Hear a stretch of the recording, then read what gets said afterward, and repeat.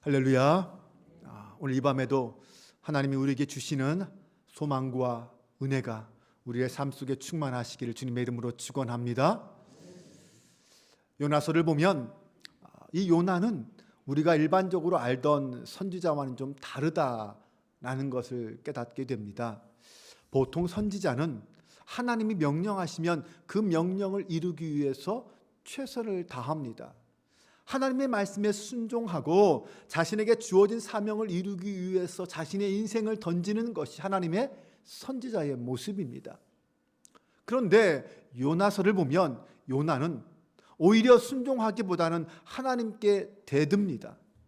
하나님의 뜻을 정면으로 반박하고 자기의 고집을 꺾지 않고 하나님과 싸우려고 합니다. 3장에 보면 어떤 이야기가 있냐면 요나가 물고기 뱃속에서 나온 후에 그래도 이번에는 도망치지 않고 하나님의 뜻에 따라 니느웨로 갑니다. 니느웨에 가서 니느웨가 다니면 사흘 길을 다녀야 되는 큰 도시인데 그냥 그는 하루만 다니면서 40이 지나면 니느웨가 심판을 받는다라고 외칩니다. 그러자 어떤 일이 벌어집니까? 이 니느웨 사람들이 하나님을 믿고 금식하며 회개하기 시작합니다. 전혀 생각하지 못했던 역사가 일어나기 시작한 것입니다.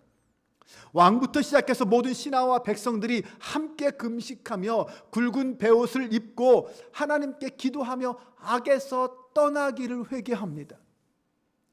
혹시나 하나님께서 우리가 회개하고 돌이키면 우리에게 내리기로 한 그 심판을 내리지 않으실까? 이런 기대를 가지고 회개한 것입니다. 그러자 하나님께서는 정말 그들의 회개를 들으시고 그들을 인정하시고 뜻을 돌이켜서 그들에게 내리기로 했던 재앙을 내리지 않으십니다. 그런데 이런 상황을 옆에서 지켜보던 요나는 분노합니다. 오늘 4장 1절은 이렇게 말합니다. 요나가 매우 싫어하고 성냈다. 네, 요나는 지금 하나님이 행하시는 이런 행동들이 싫었습니다. 니느웨 백성들이 구원받는 것 때문에 화가 났습니다. 요나에게 니느웨 백성들은 용서받을 수 없는, 구원받을 수 없는 이방 사람들이었습니다. 하나님의 축복을 누릴 자격이 없는 사람들이었습니다. 그래서 그들을 용서하신 하나님께 대하여 화가 났고 이런 상황이 벌어진 것 자체가 그는 싫었던 것입니다.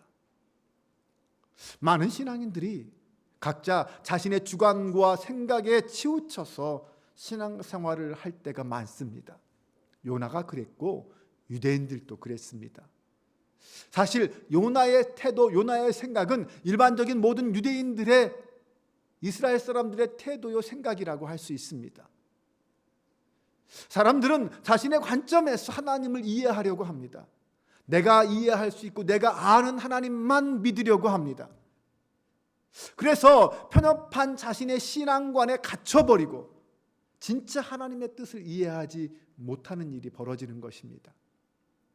지금 요나는 하나님이 니느웨에 하신 일로 인해 용서하신 일로 인해서 분노하고 있습니다. 요나는 하나님이 니느웨에 베푸신 그 자비하심에 동의할 수 없었습니다. 자신이 기대하고 바랬던 것은 니느웨 백성들이 회개하지 않고 하나님의 심판으로 다 멸망당하는 것이었습니다. 요나가 처음부터 염려했던 것은 하나님의 말도 안 되는 자비하심과 용서하심이었습니다. 요나는 혹시나 하나님이 니느웨를 용서하시지 않으실까? 이것이 불안했던 것입니다.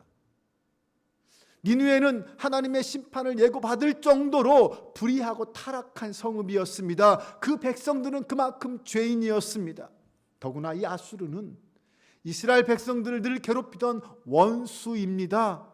그런 나라를, 그런 사람들을 용서하면 안 되는 것이었습니다. 아무리 하나님이시라 하더라도 그런 못된 악인들을 용서하면 안 되는 것이었습니다. 요나에게 그들은 반드시 심판받아야만 하는 존재들이었습니다. 어떻습니까? 여러분들의 생각은 어떻습니까? 요나와 다르지 않습니까? 혹시나 나에게 원수가 있습니까? 그 사람에 대한 나의 생각이 혹시 이 요나와 같은 생각은 아닐까요? 네, 하나님이 그런 사람에게 복을 주시면 안 된다고 생각합니다. 나는 이렇게 사는데 왜 나를 괴롭히고 나를 힘들게 하는 저 원수는 저렇게 잘 나갑니까? 우리는 그런 생각 안 합니까? 내가 정죄하고 내가 판단해버리고 하나님은 그런 나의 생각을 따라 오셔야 한다라고 말하고, 하나님은 내 생각과 내 행동에, 내 태도에 동의하셔야 한다라고 생각하지 않습니까? 지금 요나의 생각과 사고방식은 완전히 율법에 갇혀 있는 모습입니다. 요나는 선민의식에 사로잡혀서 하나님의 뜻을 이해하지 못했습니다. 하나님의 마음을 알지 못했습니다. 이해하려고 하지도 않습니다. 그는 율법적 정죄의식에 사로잡혀서 죄인들이 멸망하기를 원했습니다. 그가 처음 하나님의 명령을 받고 다시스로 도망하려고 했던 이유도 바로 이런 편협한 율법적 사고방식에서 벗어나지 못했기 때문이었습니다. 하나님의 마음은 죄인들이 회개하고 구원을 얻는 것이었습니다. 우리 하나님은 공의의 하나님이시지만 또한 자비의 하나님이시고 인간의 생명을 아끼시고 귀중히 여기는 사랑의 하나님이십니다. 죄인들을 향한 하나님의 마음은 멸망이 아닙니다. 심판이 아닙니다. 하나님의 마음은 구원입니다. 그러므로 그 하나님의 은혜를 입은 우리도 하나님 아버지의 마음을 갖는 것은 당연한 것 아닐까요? 10손가락 깨물어서 아프지 않은 손가락 없다고 합니다.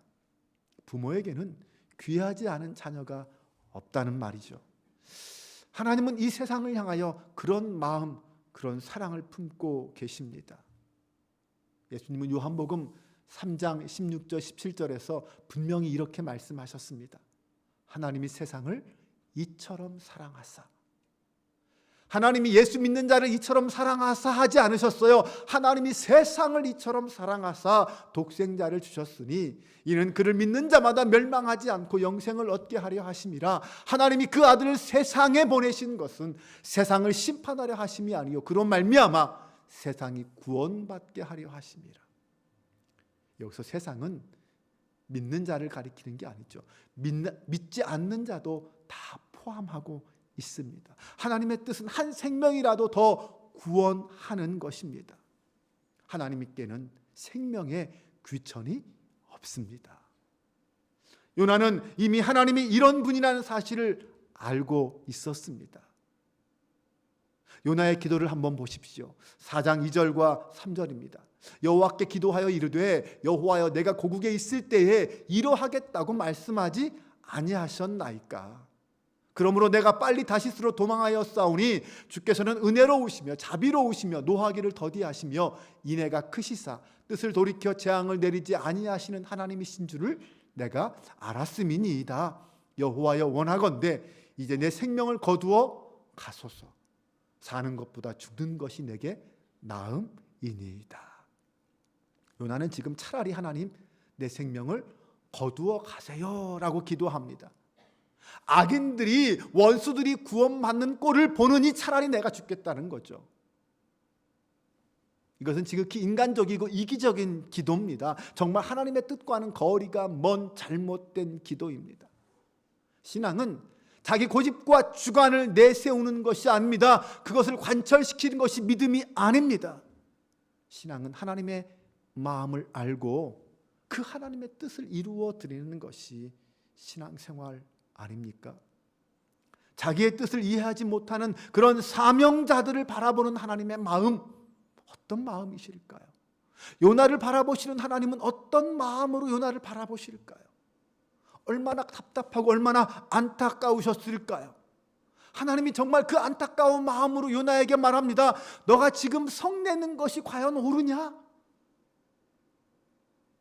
요나는 하나님의 뜻에 대한 조금의 이해도 없이, 아니 이해하려고 하지도 않고 성읍 동쪽에 초막 하나를 짓고 니느웨가 멸망하기를 기대하면서 이 성읍이 어떻게 되나 보자 하고 지켜보기로 합니다. 아마 요나가 생각하기에 니느웨 사람들이 그렇게 잠깐 회개하려다가 뭐 금방 본 모습으로 돌아가겠지, 뭐 이런 생각을 좀 한 것 같습니다. 이런 요나의 모습은 오늘날 나는 경건한 사람이요, 나는 구원받는 자라는 그런 영적 우월감을 가지고 믿지 않는 자들을 쳐다보는 그런 사람들의 모습입니다. 혹 우리도 나는 구원받은 자지만 당신은 구원받지 못한 사람이라는 생각을 가지고 불신자들을 정죄하고 그들의 잘못을 지적하는 그런 모습은 없습니까? 편협한 신앙관을 가지고 율법에 얽매여서 내가 하나님보다 먼저, 하나님보다 앞장서서 정죄하는 그런 어리석은 죄를 우리는 저질러서는 안 될 것입니다. 그것은 엄청난 죄악입니다. 예수님께서 그런 사람을 위해서 하신 말씀이 있습니다. 마태복음 7장 말씀이에요. 7장 1절에서 5절까지 좀 길지만 한번 이 말씀을 생각하면서 같이 봉독해 보겠습니다. 비판을 받지 아니하려거든 비판하지 말라. 너희가 비판하는 그 비판으로 너희가 비판을 받을 것이요 너희가 헤아리는 그 헤아림으로 너희가 헤아림을 받을 것이니라.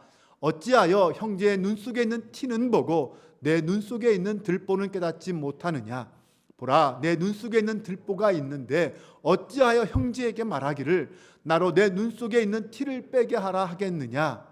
외식하는 자여, 먼저 내 눈 속에서 들보를 빼어라.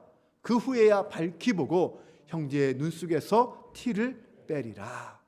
아멘. 우리가 믿지 않는 자들을, 죄인들을 정죄하는 것은 내가 하나님의 자리에서 그들을 판단하는 것과 같습니다.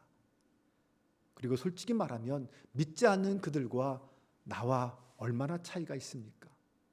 우리에게 죄가 없습니까? 우리 눈엔 들보가 있습니다.